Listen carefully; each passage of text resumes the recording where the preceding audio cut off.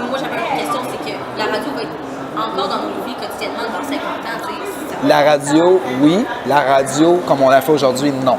Mais la radio, si tu l'entends comme concept, comme contenu d'accompagnement, oui.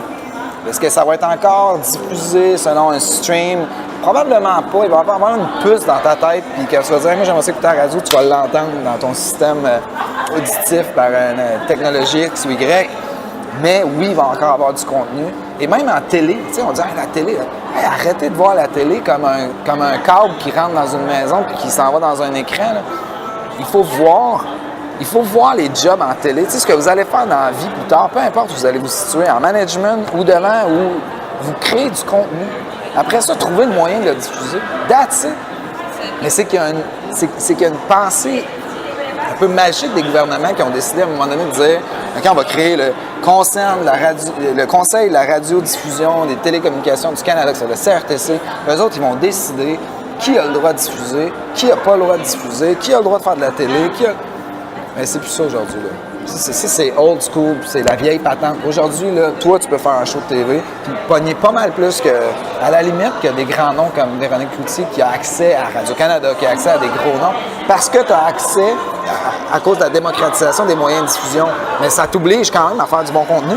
Ça t'oblige quand même à être intelligent dans la façon dont tu vas penser ton contenu. C'est juste que le moyen de diffusion devient multiple.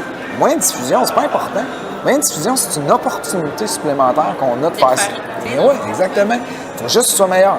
Sois meilleur, crée du meilleur contenu, sois plus en communication, sois plus en lien avec ton auditoire, puis tu vas avoir du succès pareil.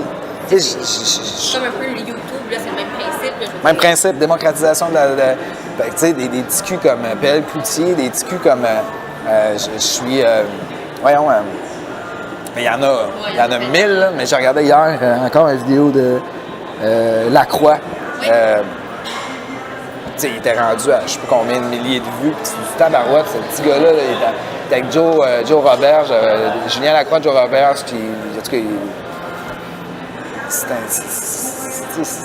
c'était meilleur que des shows que je vois à TVA, là, qui doivent coûter vraiment des centaines de milliers de dollars à créer. Tu écoutes ça, ça dure 3 minutes et demie. C'était parfait. Ça lui a probablement coûté 50$ de tournée. Mais le contenu est bon. C'est quoi le problème? Pourquoi il faudrait que ce soit compliqué de mettre le diffuser? L'important, c'est le contenu. Voyez-vous, comme des producteurs de contenu, vous allez avoir une carrière toute votre vie. Il n'y aura pas de problème. Voyez-vous, comme du monde qui sont obligés de passer et de créer selon les normes que la société a décidées? Oubliez ça. Là, c'est là qu'on meurt. Oui. Bien, c'est d'utiliser les opportunités. Les conventions, si c'est pas nécessaire, fais-le pas.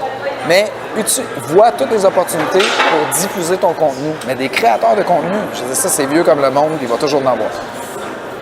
Elle n'est pas nécessairement à s'adapter aux nouvelles technologies qui arrivent tout le temps. Là, c'est incroyable. Avec ce que vous dites, c'est vraiment le fait que la radio va être capable, oui, de s'adapter parce que justement, elle va se recréer, oui. Se recréer d'elle-même. Mais ça sera peut-être pas ce que tu entends ou ce que tu vois. Tu sais, ça sera pas l'image qu'on en a. Non. Ça va être une nouvelle façon de faire. Une nouvelle image, oui. Fait que, oui, effectivement. Le Netflix, c'est une nouvelle image de la télé. Exact. Mais tu sais, ça aurait pu Netflix, là, si mettons on avait eu des gestionnaires télévisuels très visionnaires. Ouais. Parce que c'est un peu ça. T'sais, Netflix, en fait, là, c'est l'histoire de Netflix. Je sais pas si vous autres, vous êtes probablement pas. Là. Avec mais moi, on a suivi. Non, mais quand c'est parti Netflix, en fait, là, il y a une chose pourquoi c'est né Netflix. C'est un gars qui était tout le temps en retard quand il ramenait ses films au club vidéo. Oh, ouais. Là, Chris, ça n'a pas de bon sens. Je ramène un film en retard. Parce que je le ramène en retard, je paye quasiment, tu sais, ça me coûte 20$. Avoir su, j'aurais acheté le DVD. Puis... Bon, lui, il a fait comme ça, pas de bon sens. Ces frais de retard-là. Moi, je vais partir à un club. Je vais t'envoyer ton. Là, il se disait, je peux pas ouvrir parce que le coût de. T'sais, quand tu prends un business, il y a deux affaires. Là. Il y a le besoin auquel tu veux remplir. Ça, il y a le coût d'intégration. Comment ça va te coûter de partir? Si tu veux te partir à une chaîne de clubs Vidéotron, là, ça fait beaucoup de bâtisses à lever, ça fait beaucoup de clubs vidéo à faire. Puis il a fait comment je peux faire ça? Je pourrais l'envoyer par la poste, un DVD. Fait qu'on recevait, tu t'en allais sur le site, tu disais, moi, je veux recevoir tel DVD, tel DVD, tel DVD.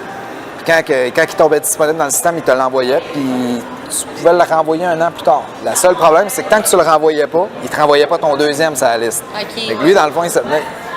Puis il s'est passé de DVD envoyé par la poste. À un moment donné, il a numérisé le DVD, puis il a dit, crime, comment je pourrais rendre disponible? Mais tu sais, si un gars de Club Vidéotron avait pensé à ça, si une femme qui dirigeait une station de télévision avait pensé à ça, Peut-être qu'il aurait fait comme Colin, comment on peut rendre, tu sais, comment.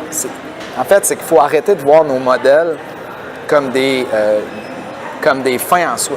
Nos modèles doivent suivre les opportunités. Et plus la technologie avance, bien, plus tu as d'opportunités.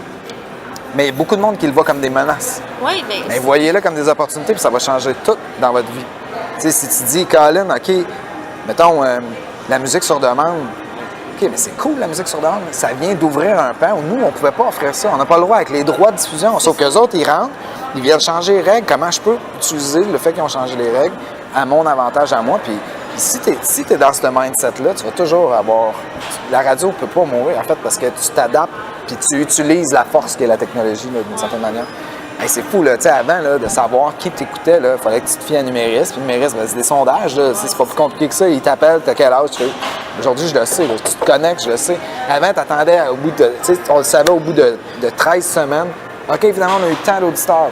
Aujourd'hui, avec le web, je suis capable de te le dire, là, il y a combien de monde. Là, quand tu parles de ce sujet-là, ils s'en vont, arrête, tu sais, change, parle d'autres choses. C'est sûr que tu peux le voir comme une menace, mais tu peux aussi le voir et te dire, OK, on va s'ajuster, on va travailler ça différemment, on va le voir.